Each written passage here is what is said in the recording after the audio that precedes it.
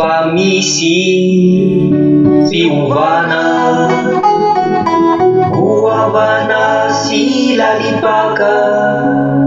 efa manera nany tany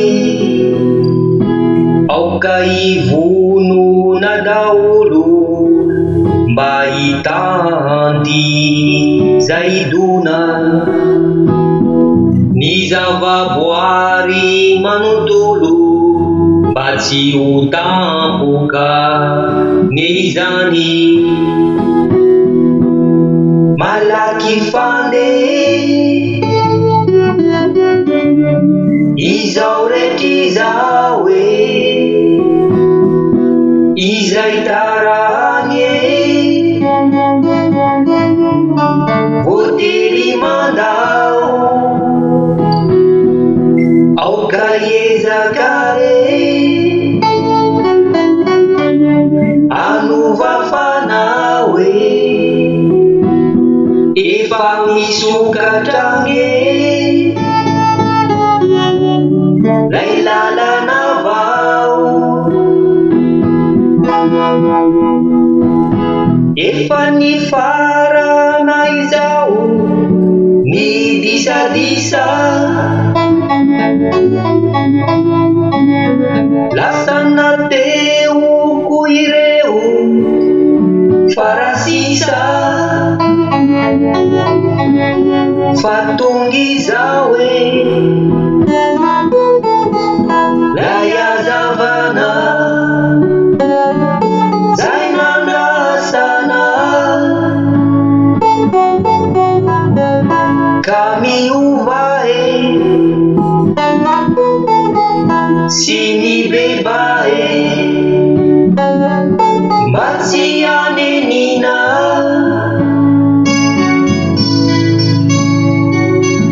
efa mipetraka tokoa ny lamina voahira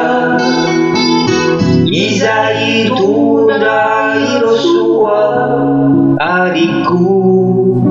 ny tsarindrindra mba ampiadana ny tany sy anesotra izay ratsy ary anala ny tomany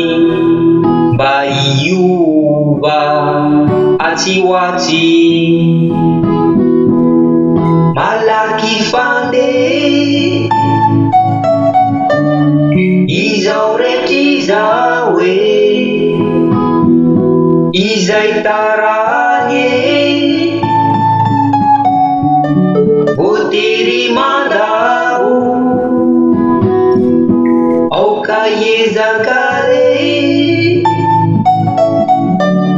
anovafanao fa misokatrange ny lalana vao efa nivalona ireny adiady efa tapaka ireo karazana tary fatongy zao lay azavana zay nandrasana ka miova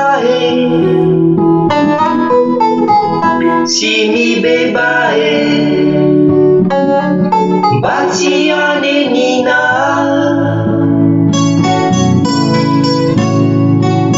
niova ny fiainana Tsy toy ny teo aloha,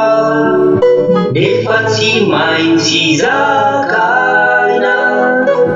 na de mihoatra ny loha, ie.